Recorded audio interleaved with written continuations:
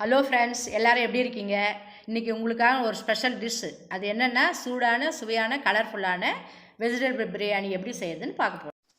தேவையான பொருட்கள்: 2 துண்டு பட்டை, லவங்கப்பூ ஒரு 3 நம்பர், ஏலக்காய் ஒரு 4 நம்பர், ஒரு அரை டீஸ்பூன் சோம்பு, இஞ்சி பூண்டு அரைத்து விழுது, அடுத்து மஞ்சத்தூள், மிளகாய்த்தூள், அடுத்ததாக வெங்காயம் பொடியாக, அந்த வெங்காயம் இந்த மாதிரி நீளம் பொடியாக நறுக்கிய பெரிய தக்காளி பழம் 2, அடுத்ததா ஒரு உருளைக்கிழங்கு, பெரிய கேரட் 1, தேவையான அளவு பீன்ஸ் கட் பண்ணி வச்சிருக்கேன். பீன்ஸ், கேரட், உருளைக்கிழங்கு வெஜிடபிள் பிரியாணி செய்ய தேவையான பண்ணுறோம். அடுத்து தேவையான அளவு புதினா, தேவையான அளவு கொத்தமல்லி,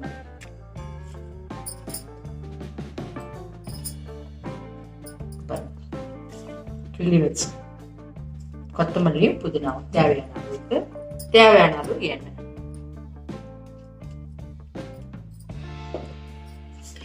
இப்ப நம்ம வெஜிடபிள் பிரியாணி செய்ய ஆரம்பிக்கலாம்.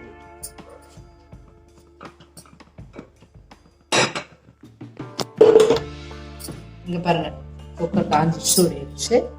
தேவையான அளவு எண்ணெய் முதல்ல போட்டு நார்மல் ரீஃபண்ட் ஆயில். காயெல்லாம் வதங்கணும் இல்லைங்களா, அதுக்காக ஒரு ஸ்பூன் எக்ஸ்ட்ரா போட்டுக்கணும்.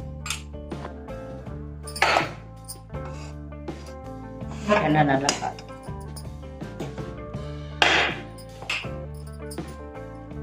முதல்ல 2 நம்பர் பட்டை போடலாம், 2 நம்பர் பாருங்க. அடுத்து ஏலக்காய் ஒரு 4 நம்பர், அதோட கூட ஒரு 3 நம்பர் லவங்கப்பூ, சோம்பு அரை டீஸ்பூன். நிறைய பேர் சோம்பு போட மாட்டாங்க, இது ரொம்ப ரொம்ப குளிர்ச்சி சோம்பு, பிள்ளைங்களுக்கு ரொம்ப நல்லா இருக்கும். அதுக்காக எல்லாம் நல்லா பொரிஞ்சிடுச்சு. அடுத்து வெங்காயம் பாருங்க,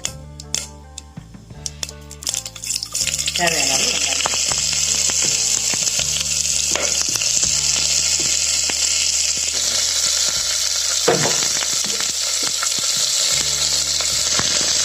நல்லா வதக்கணும். நல்லா வெங்காயம் வதங்கினாதான் ஸ்மெல் வரணும். வெங்காயம் நல்லா பச்சை வாசம் போயிட்டு நல்லா வதங்கினாதான் கோல்டன் கலரில் வரணும்.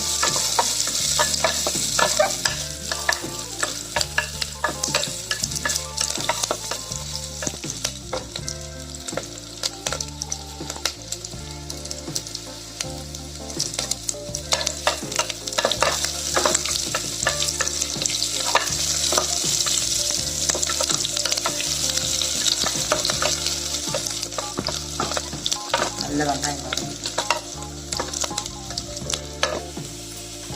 அடுத்துதான் நம்ம தக்காளி சேர்க்கணும்.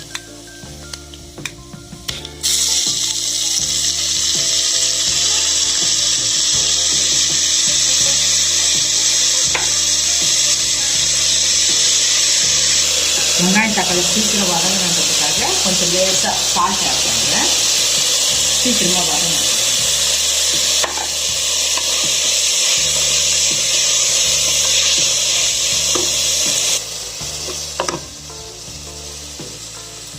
அடுத்ததாக இஞ்சி பூண்டு பேஸ்ட் ஒரு ஸ்பூன், ஒரு ஸ்பூன் இஞ்சி பூண்டு பேஸ்ட்.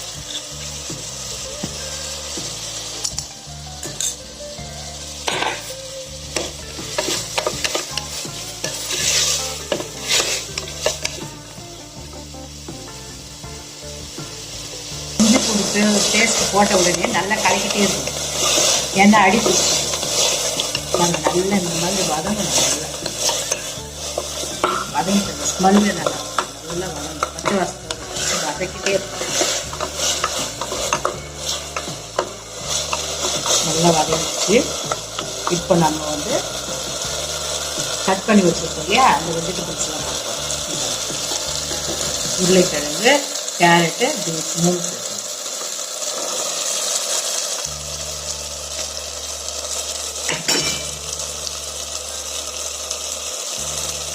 இதோட கூட 2 நம்பர் பச்சை மிளகாய்,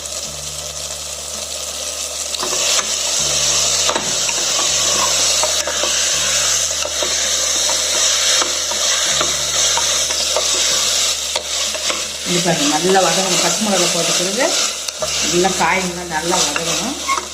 இப்போ அதோட கூட கொஞ்சம் உப்பு போட்டுக்கலாம். ஏன்னா அந்த காய்கள் வதங்கும் போது கொஞ்சம் உப்பு சேரும். நல்லா உப்பு போட்டு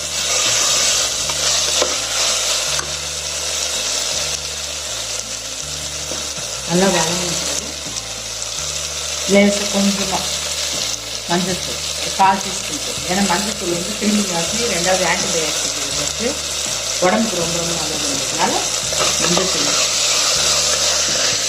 கொஞ்சம் கலர் கொடுக்கும். நல்லா இருக்கும். வெஜிடபிள் பிரியாணிக்கு ஒரு கலர் நல்லா இருக்கும். மஞ்சள் போட்ட ஒரு கலக்கணுமே தரும். கலர் எல்லாம்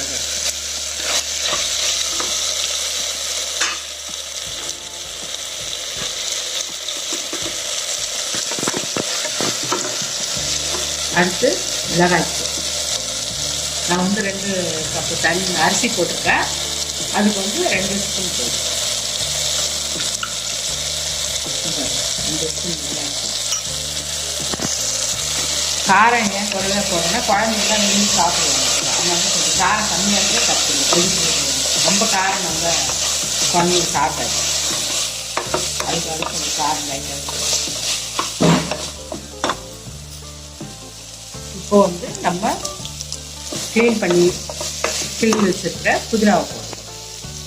இந்த பாருங்கள், க்ளீன் பண்ணி வாஷ் பண்ணணும். நல்லா இலைங்கெல்லாம் மண்ணெல்லாம் இருக்கும். அதனால் சுத்தமாக வாஷ் பண்ணி வச்சுக்கோங்க எப்பவுமே. அடுத்து வந்து கொத்தமல்லி போடுறோம். புதினாவும் கொத்தமல்லி போட்டுட்டு நல்லா வதக்குறேன்.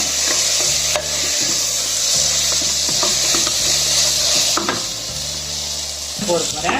1 கப்புக்கு 2 கப் அளவு தண்ணி. இந்த பாருங்க, இதில் தான் நான் போட்டிருக்கேன்.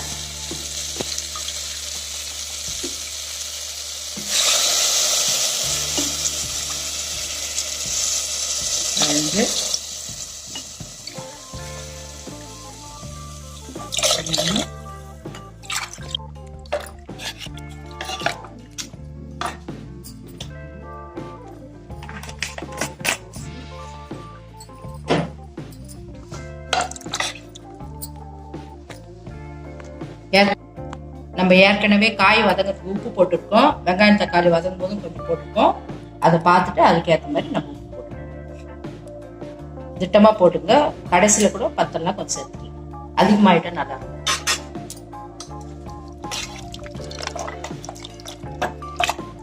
நல்லா கொதிக்கட்டும்.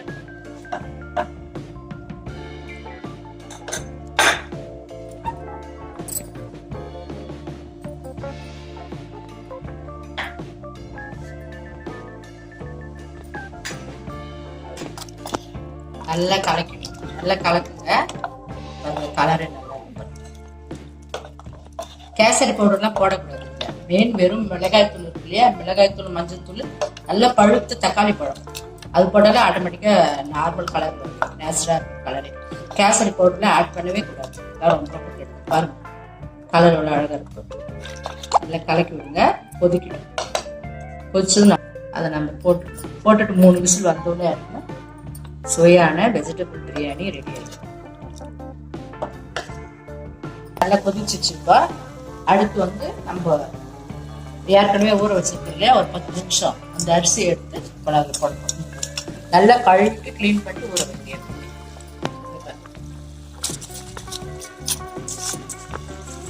10 நிமிஷம் ஊறினாலே போதும்.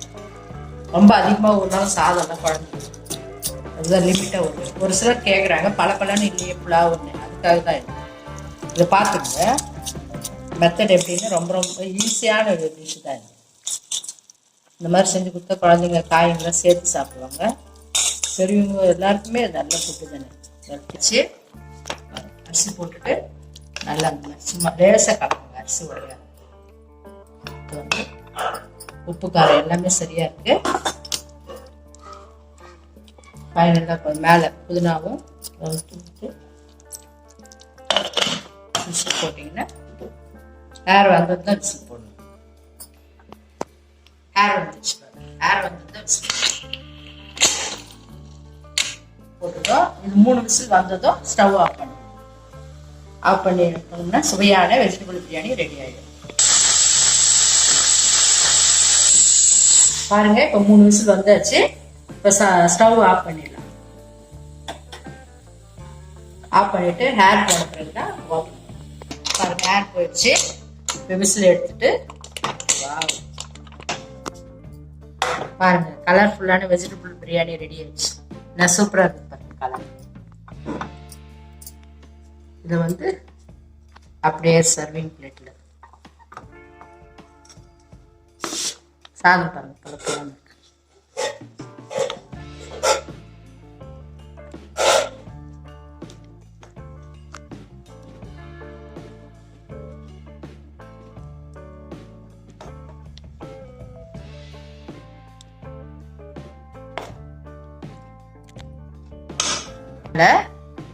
பொடியான இருக்குன்னு கொத்தமல்லியும் கார்னிஷ்க்கு புதினாவும் வச்சுட்டோம்னா சுவையான வெஜிடபிள் பிரியாணி ரெடி. அது காம்பினேஷன் வந்து நான் வந்து தயிர் பச்சடி.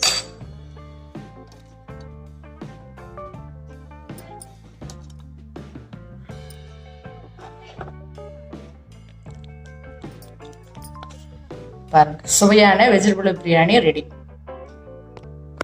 ஃப்ரெண்ட்ஸ், இந்த டிஷ் உங்களுக்கு பிடிச்சிருந்ததுன்னா நீங்களும் செஞ்சு பாருங்க. உங்க ஃப்ரெண்ட்ஸுக்கிட்ட ஷேர் பண்ணிக்கோங்க. சப்ஸ்கிரைப் பண்ணுங்க. Thanks friends. தேங்க்ஸ் ஃபார் வாட்சிங்.